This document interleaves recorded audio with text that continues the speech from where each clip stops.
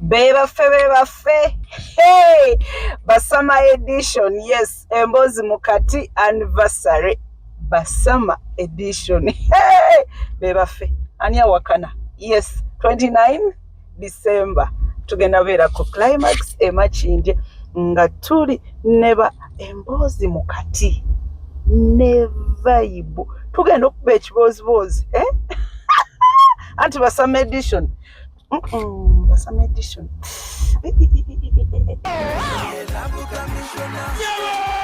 Etumbude kusande nga 21 December mu climax Makindye wakati mbijaguzo bya byakena abayimbi ba comedians bonna babalese David Lutalo Meya Mathias Walukaga Hajaruna Mbiru Kaziwe Kapoli Ilfazo Karo Natongo Irene Nabatovu Bitusi Sofia Natongo Kulaman Maulana and Rain Mariachi Shakira Nabalala MC ye Dr. Kwev ne Kalera okuyingira mitwalo 2 byabyo mitwalo 5 emeza kakade abange mujja tunyumire Embozi Mukati anniversary Basama edition tukwera mu climax Makindye ga 29 December biwagidwa Sula Motors Climax Hypex Studios Oslo Gardens Rose Farm Nordica Paints Supermotors H&M Restaurant Aisha Furniture Banda Brown Japan Katwe Papa Sport SPC Grain Millers Arapex Style Adhesive Codebase Entertainment Home Plan Property Limited ne New Mans abakolera mu Pwachi balamusizaako mwenna gye mwangale kubeera nga mutulaba bulungi amanya n'eddoboozi yenze Sakozi Farouk kasola ba ofiisi eno bweti otegeera butegeezi n'ebbendera eno ng'ogirabawo otegeera butegeezi nti ndi wa PRO wa Internal Affair mukulu Simon Monday muganda wange ono mwagala nnyo ali ize anyanguyiza ensonga buli wamukubira ne mugamba mzee njagalawo ka interview ngamba jangu tubuulire abantu so sebo we bali nnyo bali kale sebo we bali office eno y'abantu y'abana Uganda tetulina kukalubiriza abana Uganda jangu wano okolera so ofiringemo kalule okola appointment ebyenze biganira ddala bw'oyagala kujja wano jangu direct ne secretary wano namugamba teri kusumbwa abantu jangu office bagita public relations office kolagana ne public kala ate mudawo ndate feelingamo signinga wano signinga wali teka ko reason bo teka ko official tebakiriza official ate tumala kutwalira boss asomemo ebyo sibyakalira kodala kubanga ebintu ebyo byali byantama nange ngenkyali mwana mutonge nsoma ogenda mu office bambi nga tosobola kulaba officer ng'okomeeyo ne bakutosinga ba secretary signinga wanaga bagambye tolina kumulaba omukulu biki office zino sizaffe tetuli wano permanent nze ndi wano nange waliwo yaliwo nange wendi enkeera sijja kubeera wano omuntu omulala agenda kubeera kati lwaki serving abantu abantu gwe tukolera abantu office tetuzema bagamba tetwemazamu office office kintu kikulu bantu munange webale nnyo webali yes kintu kikulu bantu yes office ya PR ebera y'abantu open tulina wano actually mu internal affairs kati tuli operatinga open door policy nebo boyagala kugenda kulaba director internal affairs tewali bya kufiringa bupapula ba twabikobe ebyo bya kijega ibintu bya bureaucracy tujuza wano kali omukulu kasolingizayo nga inayo omuntu ng'olindako oyo bwavaayo ng'oyingira direct internal affairs weto bweri ne minister ne wa minister genda wa minister otafira gojja kulaba kyengamba laira tewali bya kasolingizayo nolaba nti alina ngamba resimanyi olingizayo kasolabayo omuntu ng'olinda bwavaayo konkona yingira ana affairs ife tukola ku nsonga z'abantu ne bwogenda wa commission ono akola ku passport olugi lwe luli open what oyingira bwingi no bwogenda commission ono akola ku bintu bya immigration bina abebweru n'abayingira wano luli open ne bwogenda commission omulala ali eri aligo tuli open so teri leta yo kidogo ebyo tewali bya kusumbua era bw'osanga omuntu akusumbua ojja wano n'onano mutwala direct yes Yeah, tubadde tumanyi. So mukulu Simon, yes, ekindeese wano ensonga nnyingi ezigenda maaso, abantu baffe gye batega ab'e Uganda n'ab'ebweru bye baagala okusooka okutegeera. Waliwo eza muzungu boda, waliwo aba ID be mwaganye okugenda e Rwanda, Nairobi biki, waliwo passport mpulira ziri wano zitubidde, waliwo abayita Entebbe bagamba ebintu byabwe bikwatibwa. So kati tutandikire ku system yammwe mwagamba abajja ku visit. Ennaku ezo ndowooza wiiki teziweze nnya twafunamu obuzibu ate obuzibu tebwali ntaano, obuzibu bwali generally eggwanga lyonna. Obuzibu bwali bukwatagana n'ebintu bya internet. Twesanga system nevaako. System yawano ya visa Twitter electronic visa system. Yes. Abantu bagendako ne ba-applyinga visas nga baagala komawo, abaagala kujja kukyalirako Uganda. Jjukira nti visas kati twaziteeka ku online. Yes. So nga tetukkiriza muntu yenna okujja ku airport Entebbe nga talina visa. So n'olwekyo bw'oba oyagala kujja wano ng'ogenda ku online n'oteekamu okusabako visa ne bajja approvinga n'osasula n'ojja. Kati omwezi nga mulamba ndowooza oguyise twafunamu obuzibu nga tosobola kugenda ku poto, tosobola kugulawo poto eyo n'olaba system eyo gy'ojjuzaamu information nga togiraba, tosobola kusasula, tosobola kukola kintu kyonna. Era twafunamu obuzibu nti n'eggwanga nga Uganda lyafuna okwesalika nnyo n'abagenyi abajja wano okutukyali abatourists abalambuzi. Ate jjukira batuleetera ssente nnyingi, kati twafunamu okwesalika almost by 50% mu kiseera ekyo. Era kyovudde olaba twakola decision eri painful. Netugamba kati waivinge system off, kati muntu waba ayagala kujja mu Uganda jangu buza ojja Entebbe ofunire visa wa ku Entra mu kifo ky'okugenda online. Twayisa n'ekiwandiiko, nayisa ekiwandiiko nekiteeka ku Twitter, nteeka ne ku website yaffe ya ministry nti bw'oba oyagala kukyalirako Uganda totawaana byogenda kujjuza online bw'oba oyagala kusaba visa. Era abantu bayanguyira bwe baamala okusoma ekiwandiiko ekyo bajjanga ng'ojja buzi. Bw'olinnya bunyonyi n'otuuka Entebbe ne tuprofilinga ne tukuwa visa n'osasulira ku kisaawe Entebbe n'oyingira.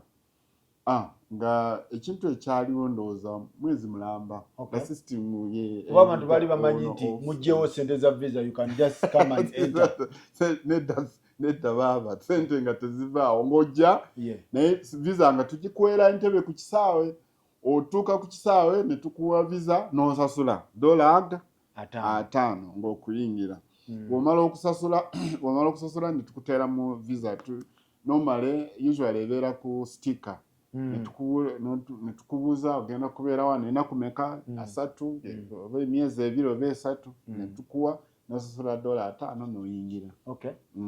So kati system yatereera yaddawo, era n'ekiwandiiko ekyo nakijjayo nekiwandukulula ku system, nakijjayo ku system, nakiwanulayo ku system nekijjayo.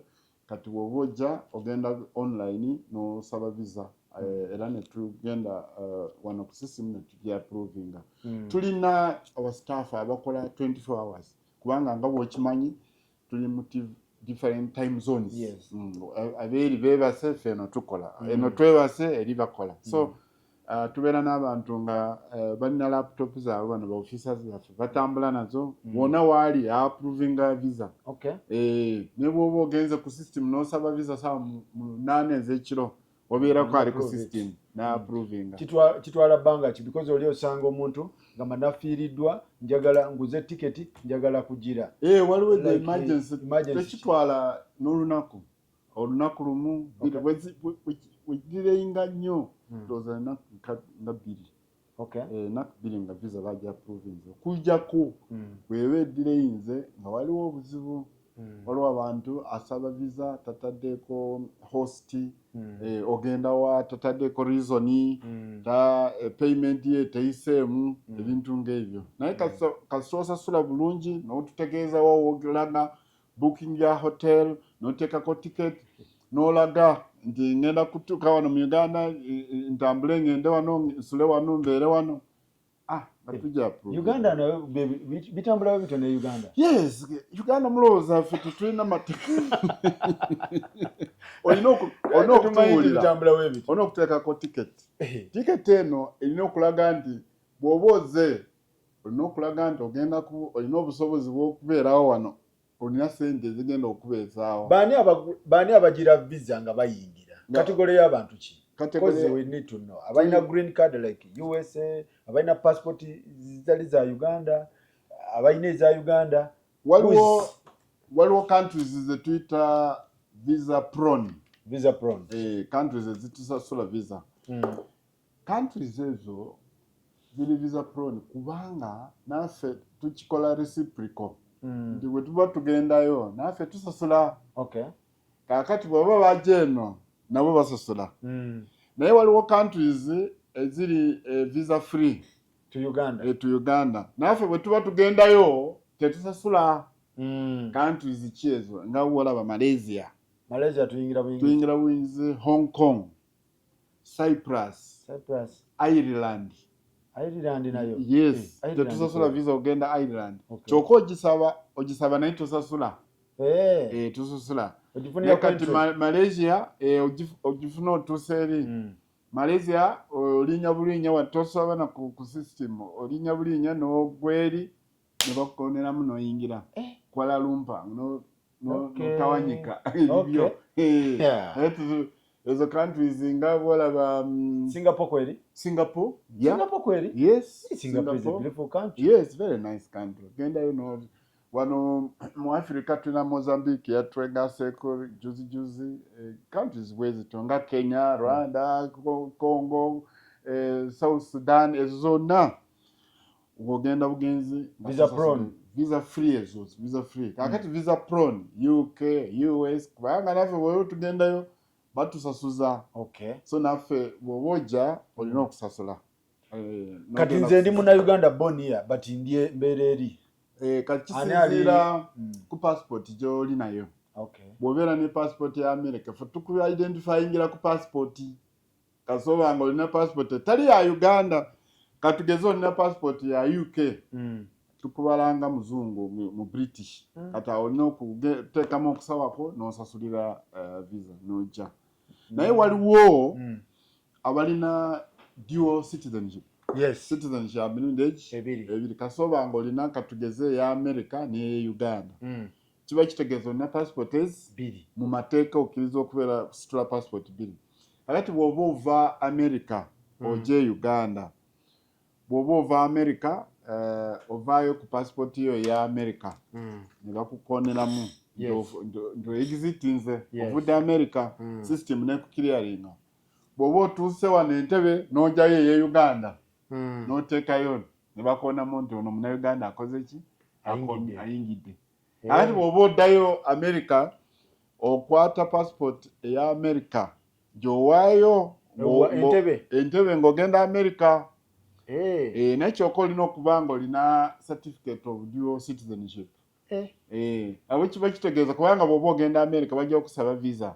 Okay. Naye bw'oba owaddeyo passport yo ya America bajja kutegeera nti ono mu America.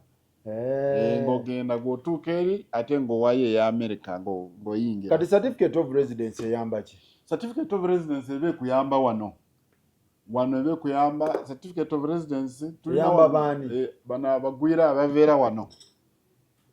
Tulina facilities zetugaba nga tuli wano abagwira abawangaalira wano. Okusookera ddala tulina tetuyita special pass. Bw'oba oyingidde wano olina kyoyagala okukolerawo naye nga kyokka tonaba ku settlinga in bulungi. Katugeze oyagala okukola business ng'eyo naye tonaba ku registeringa company, tonaba kukola bintu ebyo, tonaba ku establishinga office. Ojja wano ne tukuteeramu eyo special pass ogisaba. Special pass mala myezi Yasebenga mmeka? $10. Only. Nosasula $10 ne tukuteramu eyo special pass. Niwe mba nali muna Uganda naye nga nina akatabo ka America. Obeera kati tukubalanga mu America. Okay. Kakati bw'ojja n'okola ki ne tukuteramu eno n'oba nga ogoba ebintu byo nga teri akuba ku nzikirizibwa okugula ettaka ku special pass n'enzimba ettaka within 4 months. Olina okuba nga opangisa naye okugula ettaka olina okuba nga oli mutuuze wa wano oli citizen kubanga ogula ettaka kiki ekyetaagisa national ID number 1. Bw'oba tolina national ID oba tokkirizibwa okugula. But I was once a Ugandan. You were once a Ugandan? I had my national ID. Later on you renounced Ugandan citizen. But my ID is still valid. Kati ebintu ebyo kaza tukulaba ne passport ye America. Yes. Ne tukulaba ne passport ye Uganda ng'olina bbiri. Okay. Naye kyokka nga tonaba kufuna certificate ya dual citizenship. Mpola tukujjako bujje yaffe. Osigala kweri. Ne ID yaffe ne tukujjako. Okubeera ne dual citizen nina okubeera neki? Ne certificate of dual citizenship. Olina okugenda ku system n'osaba n'osaba dual citizenship nti nze njagala kubeera mu Uganda ne mu America. Okay. Waliwo of course ebirina basooka ne bakunyonyola waliwo ebyetaagisa okusookera ddala bakugamba nti olina okuba nga omutwe gwo okukola bulungi. Okay. Ng'olina certificate of medical report eraga nti you are in your right state of mind. Osazeewo kubanga waliwo rights zo giving up nga obwa president tosobola kwesimbawo ku bwa president olina duo oli eno okugulu kuli eri ogumu tosobola. Waliwo n'ebifo ebyenkizo nga Army Commander IGP ng'ebyo oba tosobola kubifuna ng'oli so tuna okunyonyola. Ekyokubiri eggwanga liri lyolinako obutuuze katugeze nga America lirina okubanga mu constitution yaalyo liikiriza policy ya dual citizenship. Waliwo amawanga agatakkiriza. Waliwo nga Russia tekkiriza, China tekkiriza, Buhindi tekkiriza dabo. Yes, kakati tusobola ffe tukuwe ate eri tebakkiriza kijja kuba tekimakinga ki sense. So waliwo amawanga akatakkiriza mu constitution zaabwe dual citizenship. Eyo China tekkiriza, Pakistan tekkiriza, India tekkiriza. Kati dual citizenship eno eyamba ki? Advantage zaayo ziziri. Eyamba nti one obeera n'obutuuze bwa mirundi ebiri. Bw'oba oyagala kusettolinga e Uganda you can own property. Yinza of course mataka ojja kuba olina ID, national ID obeera ne passport. Okulonda. Nzikirizibwa okulonda? Yes, olonda. N'eri kyekimu. Okay. So oba osambiza amagulu abiri. Oba oyagala kyeno advantages zeno n'ozifuna. Advantages zeri n'ozifuna. Ekyokubiri kiba cheaper for you nti bw'oba oyagala kukyala ku Uganda katugeze tosasula visa. Ojja buzi. Tosaba visa. Oba ojjayo bujja passport ya Uganda ng'otambula ng'ojja. So advantages n'ezo ziba bwezi. Kirinako disadvantage? Disadvantage nga bwe ngambye nti tokkirizibwa kwesimbawo ku bwa president. N'ebifo ebyenkizo ng'ebyo byenkugambye nga Army Commander, IGP, ebifo bwe bityo. Naye ebisigadde tokkirizibwa nagula property. Property ogula ng'oli ku duo nga toli ku duo tokkirizibwa kubanga toba mu Uganda. Omanyi ogula ttaka weetaagiza nini? Yes. Ate kyokka erina okubanga eri ku national ID. Ate okufuna national ID olina okubanga oli citizen. Kati certificate of residence ate yo? Akati certificate of residence eyo kasojja wano otandikira ku special pass ey'emyezi 3 bwegwako n'orenewinga bw'oba oyagala okyetegereza embeera ne business kijja oyagala okukola. Bw'omala eyo n'oteekamu kakati awo ng'omaze okuestablishinga business n'oteekamu work permit. Work permit nomala ya myaka esatu etandikira ku mwaka actually emyezi 6. Uganda egaba work permit. Kutandikira ddala ku 6 months.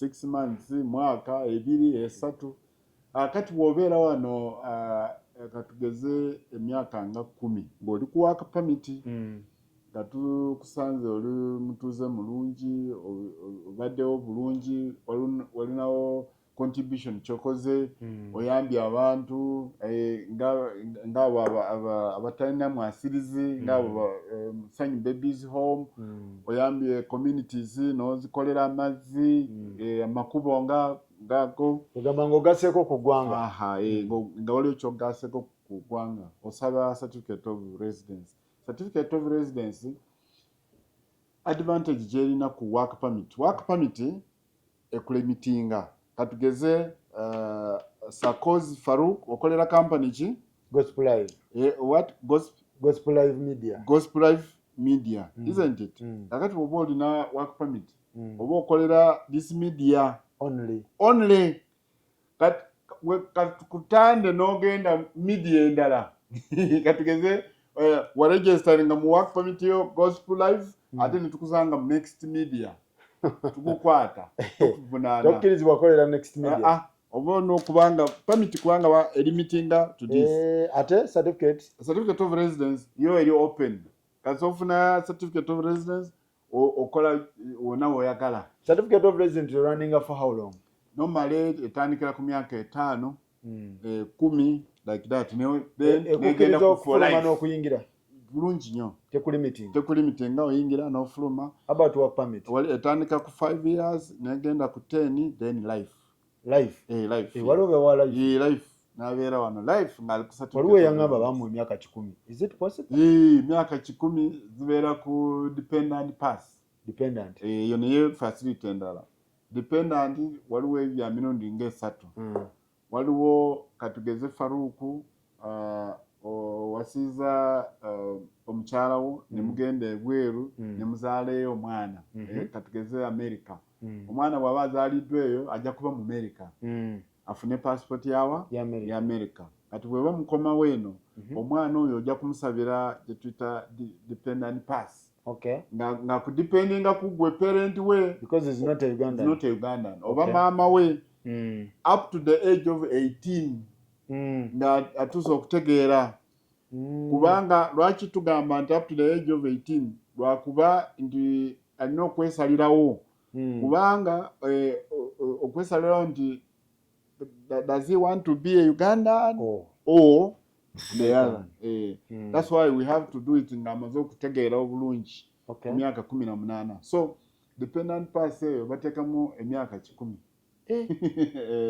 nokutekamu emyaka 10 kubanga kasoba nti gwe omuzaade wange tetulina real limit eri awo ekugaana kubanga that relationship will always remain ejja kubeerawo so twalituteekamu omwaka 2 like that paka 18 naye kati enaku zino tuli liberal enough tuteekamu n'emyaka 10 so Mr. Munday kitegeeza nti mu Uganda mugaba work permit so work permit eyo work permit certificate of residence then citizenship citizenship bw'omala okubeera wano katugeze emyaka 10 obadde mu bulungi mu mateeka osasudde misolo buli kimu kati oyinza okusaba citizenship netugikuwa based on long stay citizenship nti obadde wano emyaka mingi ate obadde toli muntu mubi netukuwa citizenship eyo due to long stay naye newabeerawo endala ya due to marriage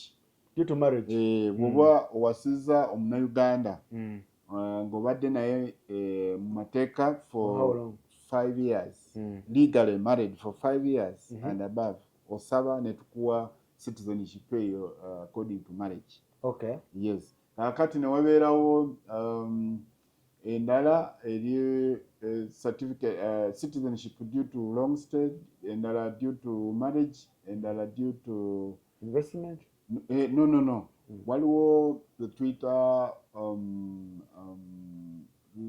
waliwo abaana bano abazaalibwa wano waliwo abaana abazaalibwa wano tubayita abaana omuzungu aze wano katugeze bagunda fondlings yetamu gye tukozesa fondlings omwana aze wano ne tumulonda ku Kasasiro nga bamusudde naye nga muzungu. Yes. Oyo Kasaba nga ali wansi wa myaka 5 tumulonze muno mu kibuga atayaya muzungu taliko tata taliko mama ne tumulonda ne tumutwala ngeyo mu baby's home. Oyo tumutwala nti ali citizen ze fondling tumuregisteringa ngo mu Uganda naye ali registering ngo mu Uganda. Ne bwabanga omulaba omuzungu awedde emirimu oyo tumutwala ngo ne waba mu China yamuzala nga bakola oluguudo Abachina ne baddayo namusuulawo. Yes. Fene tumulonda oba mu Uganda yenna namulonda namuadoptinga. Oyo tumuregisteringa ngo muki ngo mu Uganda. Kakati Mwami Monday waliwo omukulu omuzungu babadde bamita muzungu boda bagambye mwamu deportinze kituufu si kituufu era ku nsonga ki? Oyo mwami bali bamuyita Reid James Amin gemanya ge amatuufu. Reid James Amin avira mu ggwanga erya New Zealand. Omwami oyo kituufu twamufulumiza naye tetwamudeportinze. Twamufulumiza ku kye tuyita organized departure. Omanyi tulina ebintu bibiri, tulina deportation ne organized departure. Mbinyonyole. Deportation is ordered, ordered and signed ne minister wa internal affairs. Ku matters eziri serious nnyo normally nga zikwatagana ne security. Threatening security y'eggwanga mainly. N'ekyokubiri order deportinga eyokubiri esigningibwa court. Court za Uganda. So court ye ordering a deportation over minister wa internal affairs. Kyokka bwe bakuwa deportation tokkirizibwa okukomawo wano oba ogenze for good. Teriko mayaka for 10 years. Teriko. Ogendera ddala tokomawo wano. Akati tubeera n'eno gye tuyita organized departure. Organized departure tukufulumya nga teweeyagalidde. Naye kyokka bw'otereeza empapula zo okkirizibwa okukola ki? Okudda. Katugeze kati ng'ono omuzungu boda ono Reid Amin ono yajja wano ne tumuwa visa eya tourist. Visitors visa. Yagamba ze kukyala. Omuntu akyala alina okuba mu hoteli, alina okuba mu nsozi eyo, alina okuba ku beach ngeyo. Akati ono omwami ye yali yeefunyiridde omuze gw'okukola emirimu Musanze asula waye. Tamanyi ddoowa yali asula tasula mu hotelo naye okusookera ddala yali aregisterinze company. Ku visitors visa tokkirizibwa oli mugenyi ate yafuna special order. Nedda talina oli mugenyi oze wano otandise okuregisteringa company eyo baali bagita muzungu boda atandise n'okuba ebipande gagadde billboard wali ekimu ogunene gwali awo gagadde entinda n'ekisaasi wano ekisaasi gunene weguti billboard y'amaanyi nnyo omuntu aze kukola bwa tourist aze kulambula ali kukuba billboard ali kuteekayo ebipande ali ku registeringa company of course oba registeringa abantu abakolayo then uyo tumusanze ali mu company endala gyerabiddemu erinnya mbu ekola charity mbi eyamba abantu abanaku twegamba ne tumubuuza license eriwa ekukkiriza okukola ebintu bino nga tagirina. Then yali yeeyisa mu ngeri etategerekeka. Lumu waliwo recording ke yakola ng'alina abaana bayitirivu ng'atandise okubeera ng'azaanya nabo ng'abakoona emitwe ku kolasi abaana bwe bakaaba ye nga bw'aseka. Akoona abaana ku mitwe ku kolasi nga bw'aseka. Ono omuntu type ki? Yajjanga investor nga tourist.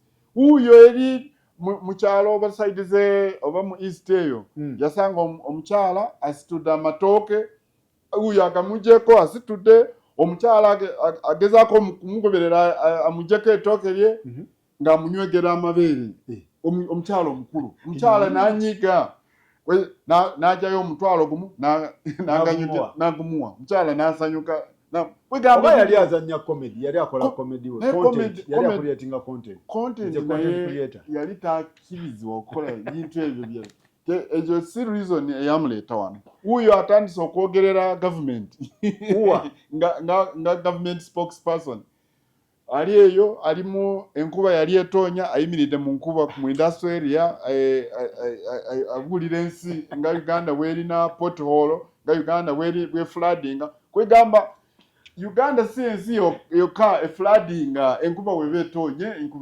enkuba eva wa Katonda lwaki opotrayinga Uganda nga country nagendako neye waawe New Zealand eyo ekibuga kyabakiyita Wellington almost half of that city floods enkuba bwetonye ebyabwe tabiraga lwaki talaga ebintu bye Wellington lwaki alaga ebyene Kampala oba yali kwegamba okiraba ayina freedom of speech yali alina okulaga kyalaba twali mulimu gwe okujja okukola emirimu egyo gyaliko wuyo akute asanze omusajja atunda ebintu bye amugyeko wheelbarrow mukokoteni ino agisindise omusajja alekana ali mu kubo adirectinga motoka akola bwa traffic kati ayimirira agoyitawo yagenda nayiga ebigambo ebitonotono mu ebyoluzungu ebyoluganda nga byagenda muvayo ayitawo muvayo kwigamba na inconvenience nga society ekusokera ekyokubiri ebintu byeyakola kuye ndowooza mu New Zealand birabikanga ebitali sensational ng'ebitabula society ndo byokunywegera amabeera g'omukyala okikola otya wano fe culture yaffe muntu against their will kwegamba ekintu ekyo kyeyakola kibi gavumenti netulagamba omwami ono ali okay oba waliwo wires ezibulako mu mutwe gwe tutandika okwenenya ebintu byekola kwe kumukwata netugamba katulabeko passport yo oba okkirizibwa okuregisteringa wano company oba okkirizibwa okutunda emiyembe ku boda avuga boda ateekako abantu okkirizibwa wajja muno okuvuga boda wajja muno okutunda menvu oba okusitula kuvuga mukokoteni nga kuliko emiyembe atunda muzungu atunda emiyembe atunda emicungwa okiraba tosobola kuva wano n'ogenda New Zealand ewaabwe ffe twali mu hoteri waliwo kasita akamu mu New Zealand bakaira Auckland mu Auckland buli kumakya nga tuva mu hoteri nga batucekinga passport buli kumakya batucekinga passport mulina visa temulina visa kati ffe tetwakirizibwa n'okufuluma n'okubaako osobola okugenda mu Wellington mu site yaabwe n'otandika okukola bye yakola wano otandika ng'ofilminga nga bw'oteekayo ku social media nga bw'oregisteringa company ove wano ogende New Zealand oregisteringa company ani agenda okukkiriza ekintu ekyo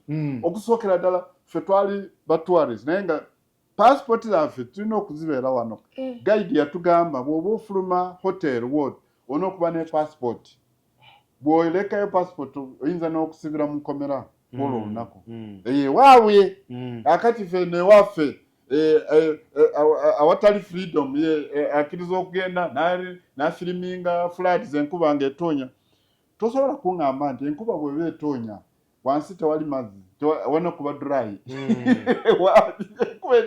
enkuba bw'eba etoonya kitegeeza waliwo amazzi nebweba New Zealand nebweba Uganda nebweba Kenya nebweba wa so gwe tusobola kuportrayinga picture ya Uganda ng'embi nnyo Chabadakola content just creating content lwaki tayajja ne tumuwa visa ey'omirimu ey'okukola work permit yes yandibadde yatuukira n'agamba nzize wano njagala kukolerawo content yange njagala okukola movie comedy ogwo omulimu gwa kumuwa sente si ekyo content ndowooza basosola I don't know bandibadde ajja naffe n'atulayo kasente netumuregisteringa netumuwa permit n'abaako sente zasasulira gavumenti naye ye yali ali ku visa ya tourist $5 guka ebyo byonna ng'abikola kuolwo olunaku lwe twamufulumya ng'agenda ku airport yafunka ekintu ekitagasa n'atandika okuleekaana ku airport nga bw'avuma abantu nga bw'akola obscenities nga bw'ateekayo engalo mu ngeri ewemula nti kiki nti Uganda mbi nnyo ffe tuli babi Uganda is his country ffe tuli bagwira ate agamba ffe ate ajja kukomawo n'atulengesa nnyo n'atatubalamu kabuntu so twamufulumya ku organized departure bw'aba agenda e New Zealand ne yeetereza n'afuna empapula entuufu n'addamu amagezi nti bw'aba okyadde awantu olina okuba nga waliwo engeri gye weeyisaamu okusookera ddala nga weeyisanga omuntu tourist bw'oba oze genda olage singa yali eyo nga ku Nairo alaga Owen Falls daamu tewali buzibu tourist bye bakola bakuba ebifaananyi oba oli ku Mount Renzori mountain climbing oba Mount Elgon tewali buzibu ali wano mu kibuga ali ku boda tourism kyeyo anti Portugal kiyinza okuba ekyokulambula nga ye takirabangako n'akipositinga nga ye tabirabangako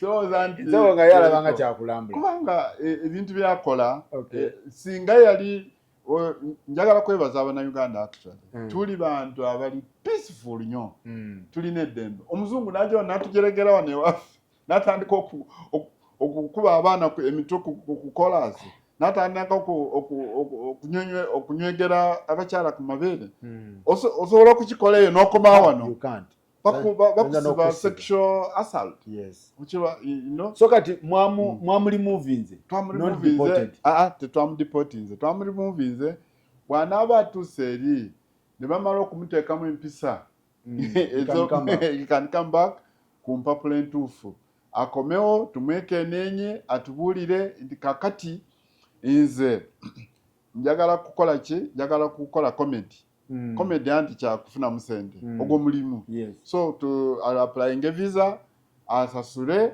tumuteeremu visa eyo atandika okukola comedy we naye nga Abannayuganda abantu balungi nnyo. So he was not deported. He wasn't deported. Abantu balungi kati bani eyawukana ne deportation ne removal. Removal is the same as organized departure. You remove bakujjawo wano nga teweegalidde. Ani agula ticket? Ticket wenyine olina okubanga bw'oba oze wano nga tukuwa visa eyo ya tourist olina okubanga olina return ticket. Eyo condition esookera ddala nti eyinza okuba yali expired. Nga tukikola ki nga tukirenewinga tugenda ne airline kubanga olina okuba ne ticket ekuuzaayo eyo condition number 1 bw'oba oyingira wano nga tetunaba okuwa visa olina okuba ne return ticket tugenda okuuzaayo era visa gye tukuwa erina kubanga ekwatagana ne ticket yo. Kati tiketi yabadde ekyaliko ne visa ebadde ekyaliko naye lwakuba visa abadde agiabusinga agikozesa bubiri ku mirimu egitasaanira ku visa eyo gy'alina. So mwakyusiza bukyusa flight? Ekyusiza flight ne tugamba sebo genda ewaamwe oddemuuko ku magezi ojja kudda. Kati singa yabadde eyiseeko mwade mulina omugulira? Singa yabadde eyiseeko as a government bayabagamba nze sina ticket. Kwegamba rarely nnyo ticket bw'eba eyiseeko airline normally ndowooza baba basasulayo kasente katono ne bajja lifting. Kati ate bani ebeerete? Kati bani ebeera ku deportation. Tetulina bani nti bw'olina ofuluma ebyo ebeera deportation. Nti bw'oba ogenze ne bakoonamu waliwo stamp type ya stamp gye bakoona mu passport yo ne bakubanga bakudipotinze tokomawo ne bw'oba oyagala ota kasita ojja ne batunulamu bati ne balaba ne mu system baba bataddemu message eyo oba tokomawo kasita oba nga waliwo ebikolebero by'okola wano gasobola kukomawo. Kakati tugende ku baganda bange abayingira kuba this is December is coming up. Abantu bangi abayingira baganda baffe abawangalira wabweru they are complaining nti ebintu byabwe ku kisaawe baagala bikola ki. Actually case in point waliwo omukwano gwange ali USA bamwita Timo yangambye nti URA Entebbe Airport stroke CAA robbing Ugandans of their valuables, especially laptops, computer, phones, under the umbrella or disguise of East Africa Community Law. Kiri ku Entebbe Airport. Okusokera ddala ekintu ekyo tekiri kya immigration, kiri kya customs. URA erina omwogezi waayo naye kankikooneko katono. Kino kya URA kankikooneko katono. Waliwo etteeka eritakkiriza muno computers nkadde, second hand computers tebazikkiriza kuyingira. Kaakati bw'oba oze ne laptop nga nkadde wagikozesa kweri oyagala kuyingira naye wano okujjako nga eyo wagenda nayo personal erimu ebintu byo okomawo nayo naye kasita oba nga ogiguze eri naye nga second hand oyagala kugireeta wano tekikkirizibwa. Ekyo kimu. Ekyokubiri siri mwogezi waayo URA naye ekino nkimanyi nti bw'oba oze n'ebintu ebisuuka mu value yabyo $500 baba bakusasuza musolo.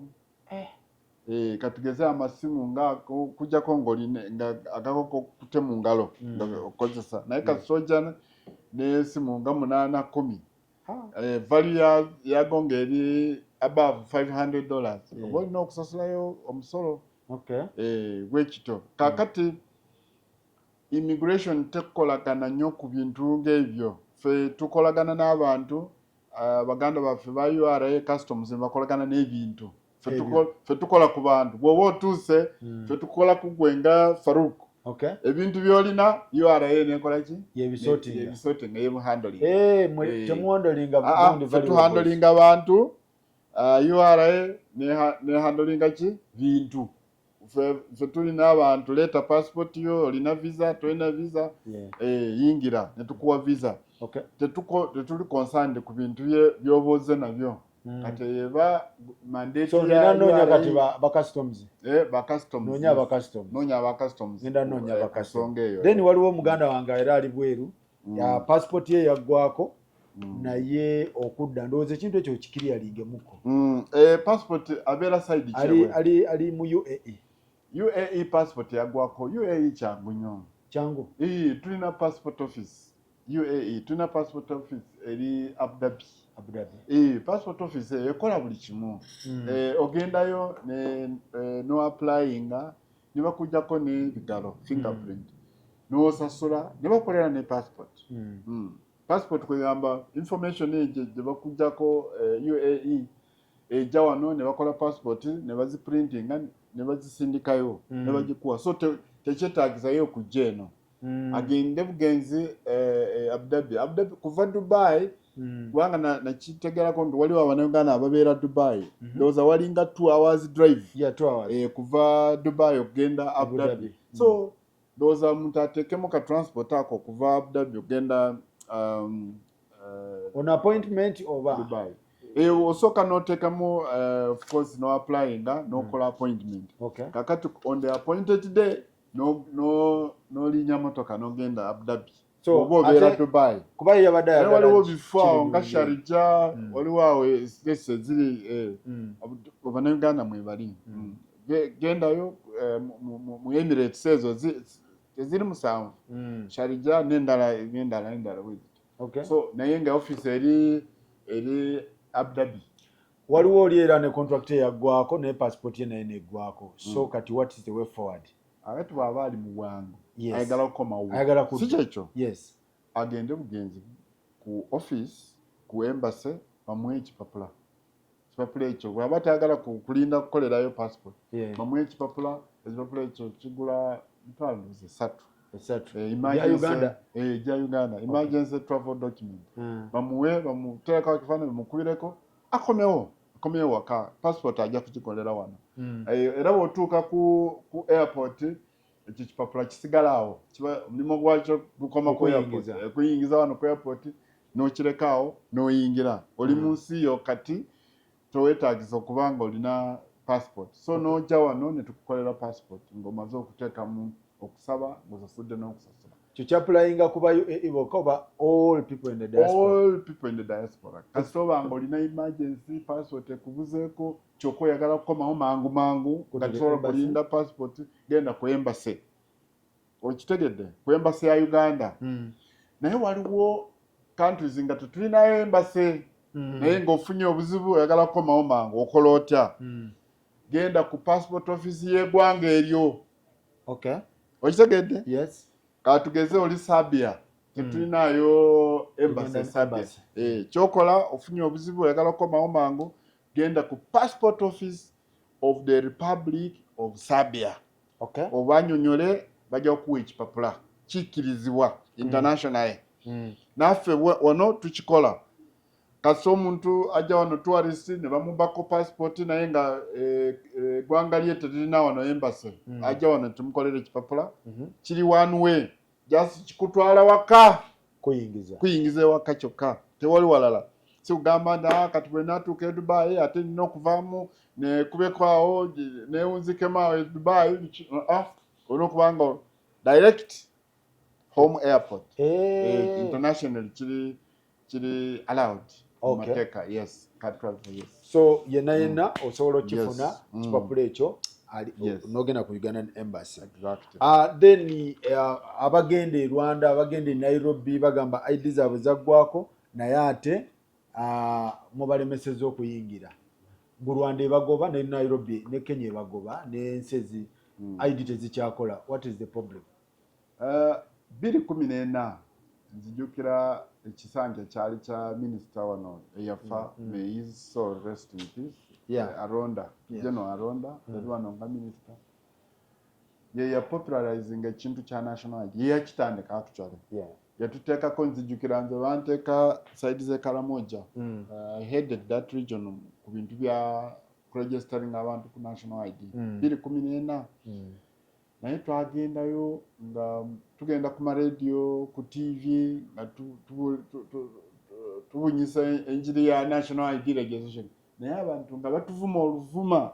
Era agenda ku radio n'ogamba mwe muli babbi muli agents ba Museveni muze kutubako ente batwogerera ebigambo. Twalina projection y'okukola endagamuntu million emu mu North East Uganda. Naye twakomawo nga tukoze less than 10,000. Okay. Kwegamba buli eyajjanga twamusanyukira busanyuzi n'ebibuuzo ndowooza twabuuza buli eyajja ku desk okwewandiisa twamuwa ID. Twamwebaza n'okumwebaza okujja kwewandiisa. Abannayuganda baali tebaagala. Bwe twakomawo ne minisita yatuteeka mu boardroom omwo mu meeting naye yeebaza mwebala ku harvestingayo bano 10,000 be tufunyeeyo. In that ideas ne baziwa shelf life ya miaka 10. Life ya miaka meka 10 years. After 10 years. Lwaki bagiteekako 10 years? Kubanga omunnayuganda oba ali eyo yayinza okugamba citizenship yange expiring. Lwaki Munnayuganda bwange buggwako butya? Lwaki temuzikola open? Kwegamba issue eri nti Farouk mu myaka 10 egiyise wali tofaanana bwoti. True. So twakitegeera nti obufaananyi buno bujja kukyuka, abantu bajja kukyuka. Emyaka 10 wali okyali mwana muto, after 10 years nga n'endabika ekyuse. Yes. Oyinza okulaba omuntu after 10 nga yena ayise. Olina okukyusa n'oteekamu akafaananyi kakamufaanana nga bw'afaanana after 10 years. Ekyo kimu. Ekyokubiri ne technology naye yakyuka. Technology oyinza okusanga luli endagamuntu zino tezaali mu DNA. Kati luyo technology yagenda kuteeka mu DNA, bagenda kuteeka mu facial recognition features, ng'otunula butunuzi mu machine bwoti ne bategeera nti ono Farouk nga gates zeegula wona wootambulira. Ebyo byonna myaka 10 egiyise tebyaliwo. So twa-anticipatinga nti emyaka 10 bwe giyiseewo naffe tugende n'omulembe tujuse IDs zino. Kati ekyembi most of them zitandise oku expiring. Actually they expiring mu August ne September. Yes. Most of them. Minister yawandika yafulumya ekiwandiiko kyetuyita statutory instrument ne bakigazetinga nga kiraga nti life value face value ya ID enokweyongerayo bw'oba emaze okwe-expiring enokweyongerayo extension ya mwaka mulamba. Yes. Katugeze ya expirinze this year mu September eba yeyongerayo another 1 year. Lwaki? Kubanga twafunamu challenges ne vendor omuntu agenda okukola IDs zino kubanga za high technology ate n'ekirala these are security document tusobola kwesiga muntu yenna. Twali tulina okuwa company nga tugyesiga nga tuginamu obwesigwa ate nga tumanyi nti ekola omulimu omulungi. So twafunamu badireyingamu okukola IDs ezo.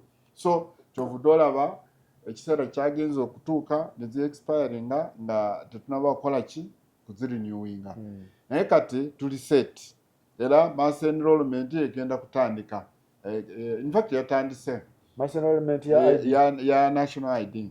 Tugiyita mass enrollment lwakuba buli omu agenda kwewandisa n'obwana obuto bwonna bagenda kubuwandika. Leero temugenda sosola.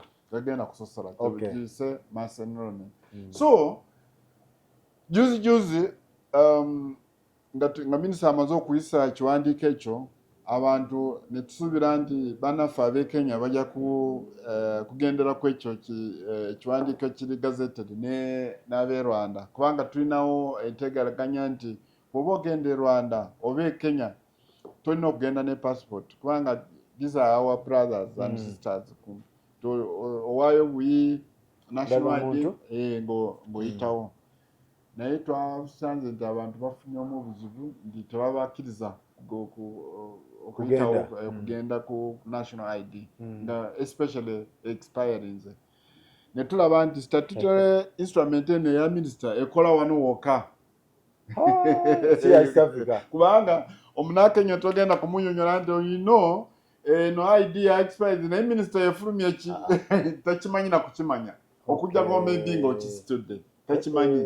So instrument ekola within. So kwe kuvaayo tusaba abantu abadde batambulira ku national ID ndi kati mu kifo ky'okukozesa national ID waliwo options endala 2 oba 3 ezitali expensive. Bw'oba tolina passport sente ezikola passport funayo omutwalo gumu. Bw'otuuka ku border Malaba, Busia, Lwakaka oba Swam River oba e Katuna ojja kugula ka document bakayita temporary movement permit ku border kasoba nga omunauganda oyagala kweyongerayo oba oli Elegu ogenda South Sudan oba oli Mutukula oyagala kugenda Tanzania oba oli Mpondwe oyagala kugenda Congo ng'ogula akantu ako ka mutwalo ate ogwa Uganda ate kakola emyezi esatu okatambulira ka myezi 3 genda n'okomawo waliwo n'endala gye tuyita certificate of identity ekola mwaka mulamba emyezi 12 kya mitwalo 4 eza Uganda mitwalo 4 tukijjawo ekyo naye kiri ku border wekiri ku border so kiri eri eggwe okugamba nti nze njagala ompeeno nampangazaako okutambula omwaka oba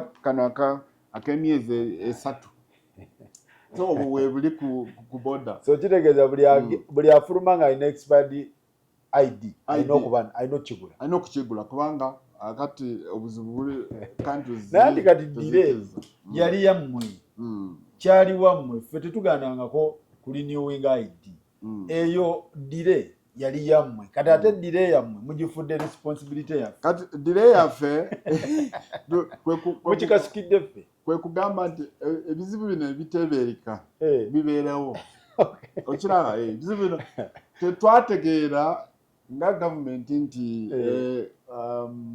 ono vendor agenda kulemererwa kubanga afulumiza IDs zino by 2024 nga zino ziweddeko awe mwandirekedde omunauganda n'atambula kubanga it was your blame not our blame. Ffe ng'eggwanga tugenda okuleka otambule naye eri bajja kusalako naye akantu option gye twateekawo kwegamba eri cheap mutwalo gumu tegeza mwasalako mwatuwera ku discount twasalako discount yenyini mutwalo bweteebereza nosaba mutwalo notambula emyezi esatu okay katubalemu ziba olunaku oba otambulidde sente meka togenda eyo so kiba almost linga atambulira bwere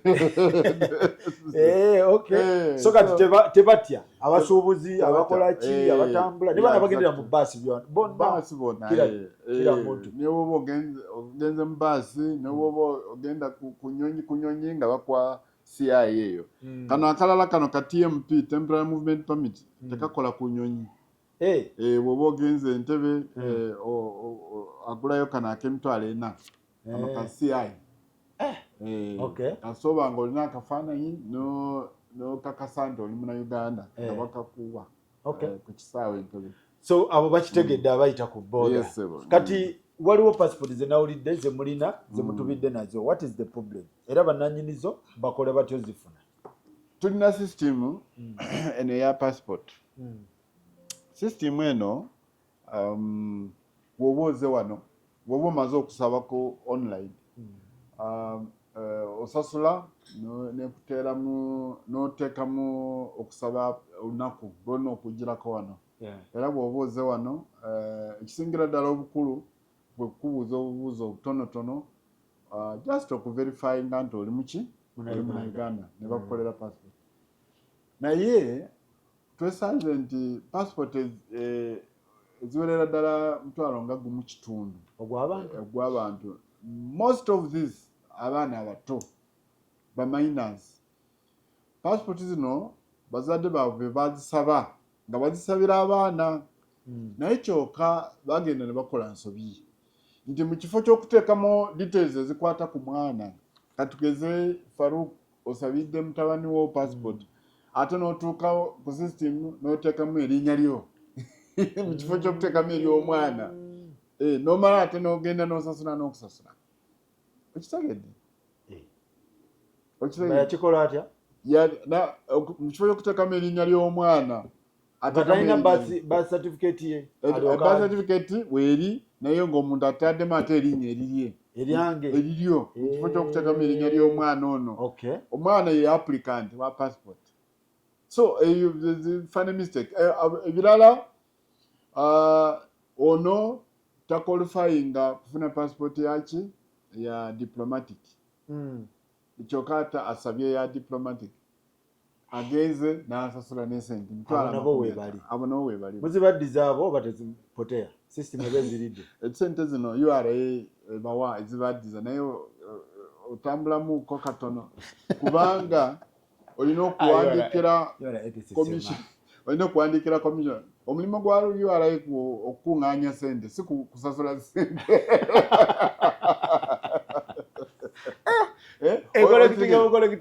URA mandate yayo ebe ekuŋŋaanya sente akati gwe obeere awo nti egenda kusasula otambulamuko katono kubanga bw'oba ozisasudde olina okuwandiikira commissioner domestic taxes ng'omunyonyola ng'omugamba nasasula passport ku internal affairs kyokka passport nasasula yali kika kyange diplomat so n'olwekyo tebakinkolera njagala onzirize sente zange diplomat mpozi ya 500 nateeka ya 5 gange by mistake yes so kati oyo commissioner wa domestic taxes amala akole verification wane waffe ajja ngamba nti bano na bano atuwandiikire passport zino mwazikola temwazikola ate naffe tuddemu tumwandiikire nda tetwakola zino passport eno neno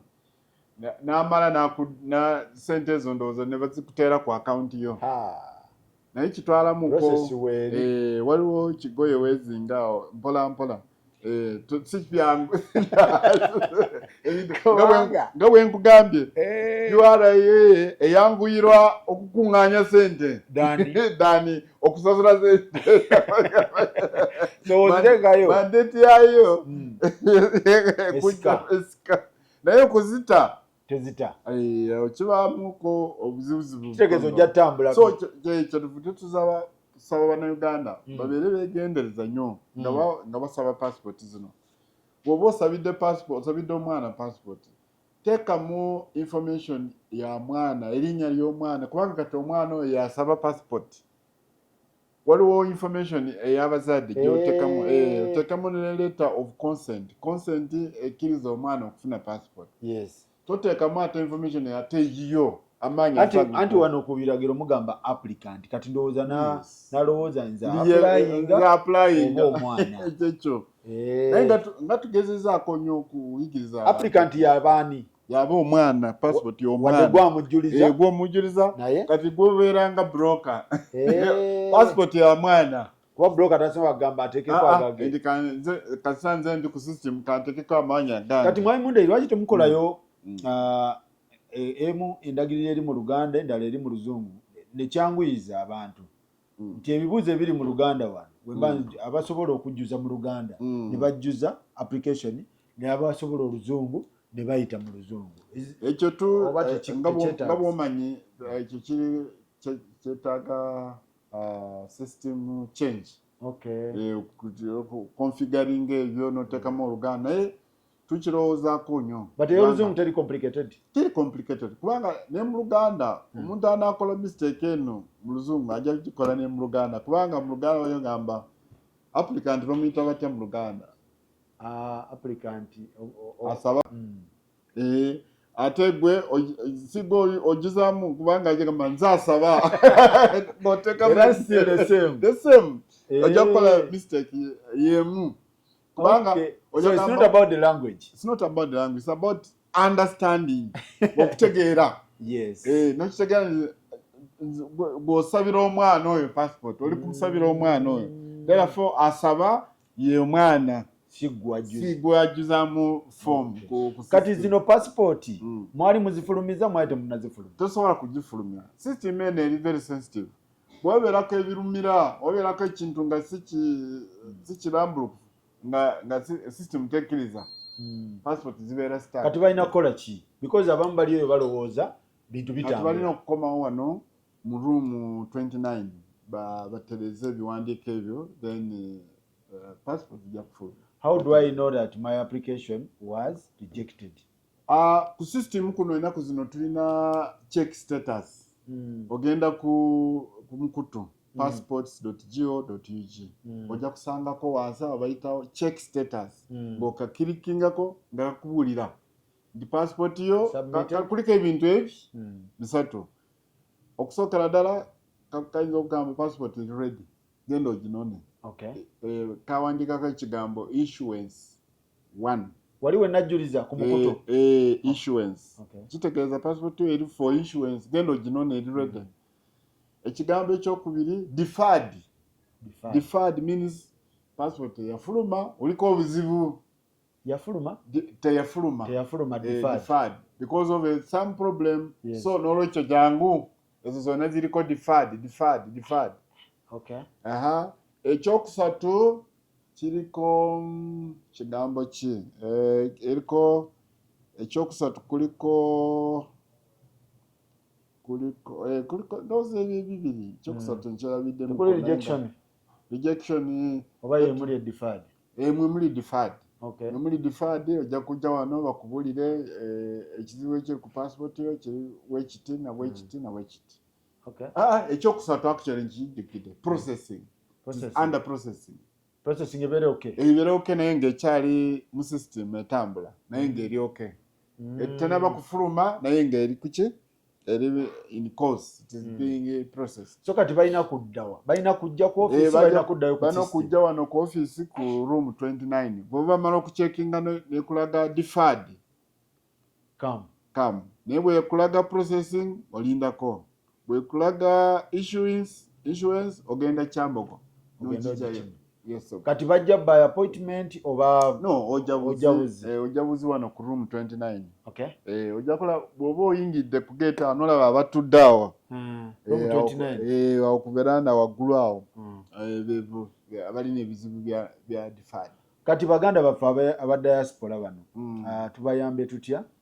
Desk yaabwe kati omanyi desk yaabwe njifiira kaabo wano desk abantu ba diaspora twategeera ekizibu kyabwe nti tebalina budde. Yes. Baganda baffe bakola nnyo kusookera ddala ekyokubiri obudde bwakekwa tebabeera na budde so twabateerawo desk bano passport eziveeyo mu diaspora okuprintinga actually tuziwa priority number 1.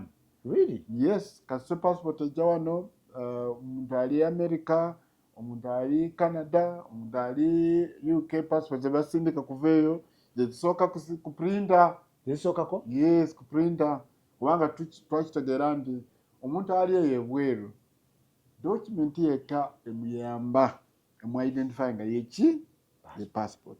Aba wano balina documents endala balina endagamuntu ate teri akubuuza nti omuntu yali akubuuzizaako nti ndaga ku kitambulisho wonna wano mu Kampala tewali naye kati eyo ebweru omuntu alina okuba nga ne passport ye so tuba tukiwa priority number 1 kubanga twakitegeera nti bo tebabeera na budde ate n'ekyokubiri balina okufuna passport eyo ebayambe mu transactions zaabwe kubanga baba tebalina document endala yonna. So wano tulina priority lane nga ya diaspora ne express. Diaspora, express ne disabled ne emergency. Emergency katugeze olina omwana olina omulwadde alina omutima ayagala kugenda ku India mangu passport tugikolera wano saawa 2 ojja wano otula n'ogisaba n'osasula ne tugikola n'ovaawo nayo. Emergency kasoba nga oli mulwadde 2 hours ogenda nayo. Kikyo nkyekakasa. How much? Same 250. Same price. Aba emergency ojja n'ebbaluwa nti nze nina obulwadde bw'omutima ngenda ku ekirwadde kyankwiridde njagala okugenda bankole transplant ngenda India ngenda this afternoon ABCD ojja n'otuula awo nga bw'otuula tiketi n'ebbaluwa ego n'okola evidence eyo ojja applyinga awo n'osasula awo using mobile money togenda na kugenda mu bank. Passport oyinza okusasulira ku mobile money. Yes, applyinga nomala okuapplyinga nekuwa PRN payment registration number nomala nogenda on mobile money nosasula ng'okozesa eyo payment registration number omala okusasula nga tugikolako. Abo bafuna gundi bafuna eza gundi passport eza speed ezo abo abalina ebirwadde ani omulala asubscribinga abalina ebirwadde gundi eyo ey'amangu awo abalema tetubakkiriza kulayininga abaana abato abalema abalwadde abakazi ab'embuto nabo balina liwe bw'ojja wano ng'oli lubuto tukujjayo lubuto kikaki waliwo olubuto nga luto si luno ndi waconceiving last week nti ofunye olubuto week abo tetubaagala olina okubanga nange ofisa bw'aba akulabyeko nga alaba nti oli lubuto oyo ayitawo n'abadiaspora n'abaana.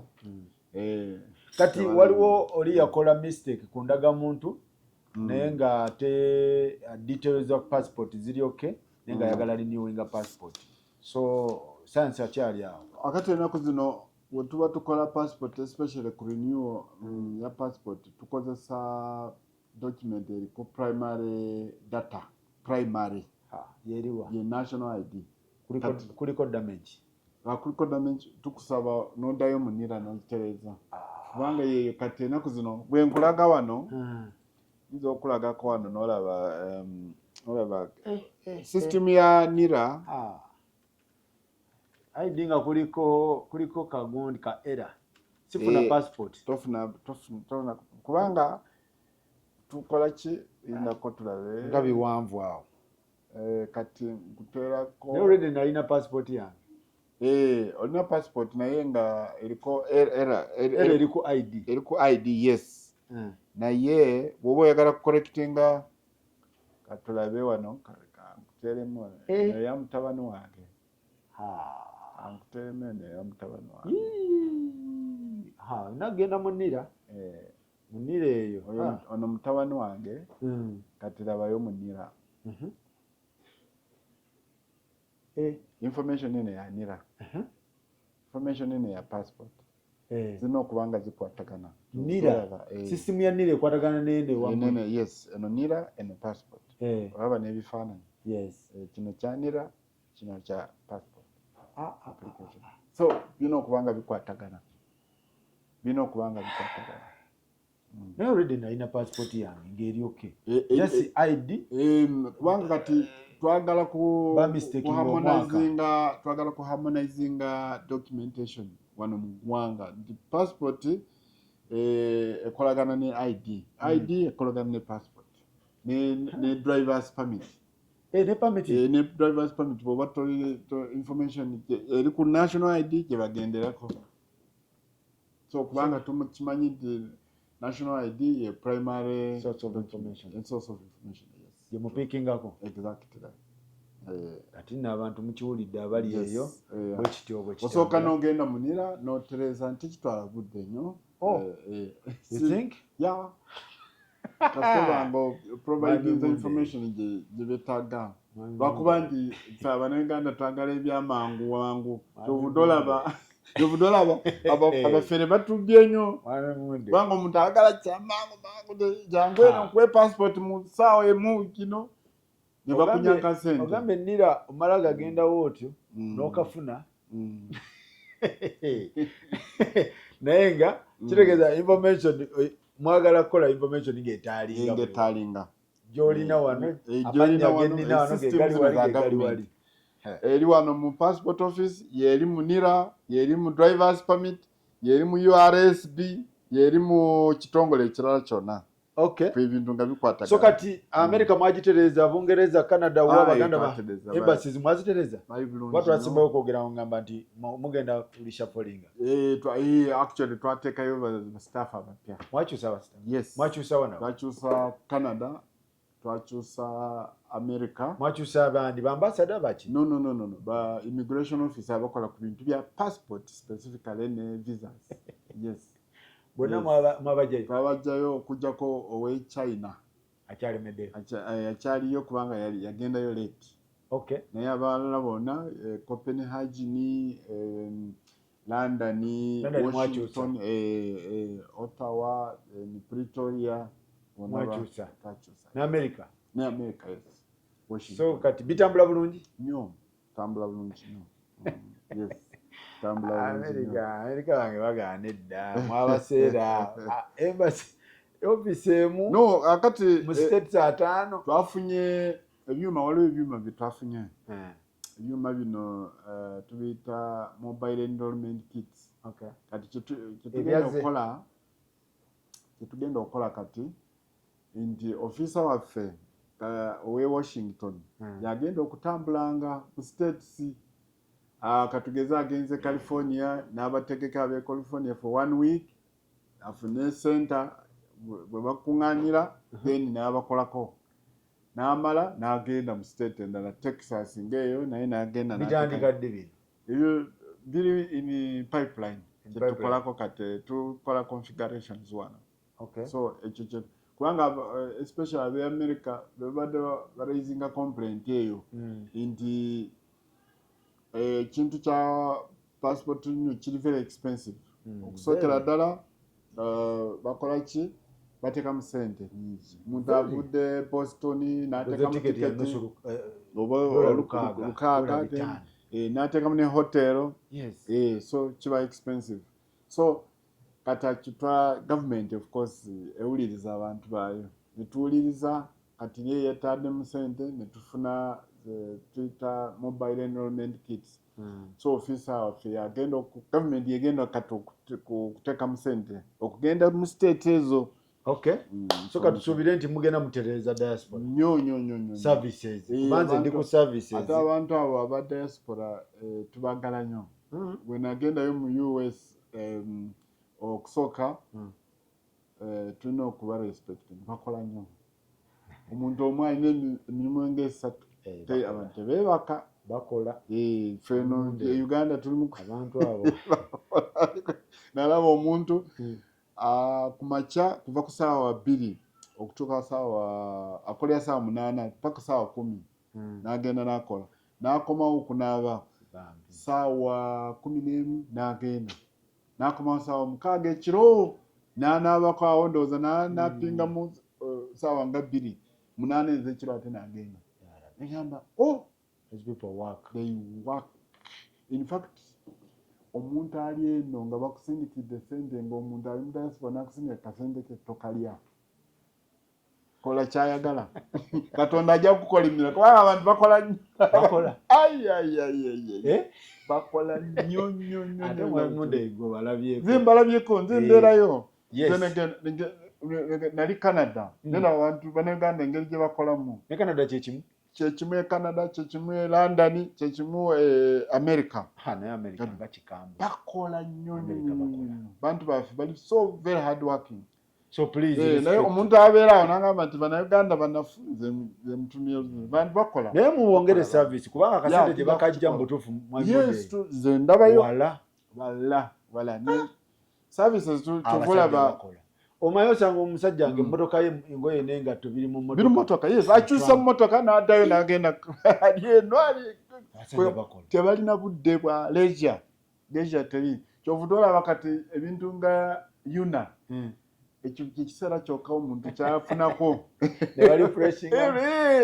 just kurefreshingako otherwise ebiseera byona bisinga ennaku zonna tebamanyi Christmas tebamanyi Sunday tebamanyi weekend tebakimanyi naye gavumenti lwaki tebagirirako nga bakomyawo ebintu lwaki temubogererako naye waliwo bayigiza ebintu emmotoka biki naye bw'oba okomawo n'ebintu byotosasula musolo ndowooza okimanyi polisi eyo eri bw'oba okomawo ne Uganda olina mmotoka yo olina ebintu byo ebyawaka tosasula misolo ng'okomawo for good ng'okomawo for good tosasula weekiri olina kikola otya yes of course okomawo n'ebintu byo no declaring nti nze mbadde nkozesa emmotoka yange ki eno ya mukyala eno ya mwana nkomyewo tosasula musolo free okay yes sir all right yeah so mwebale nnyo mwebalire ddala mwebale nnyo Mwayimonde mwebale nnyo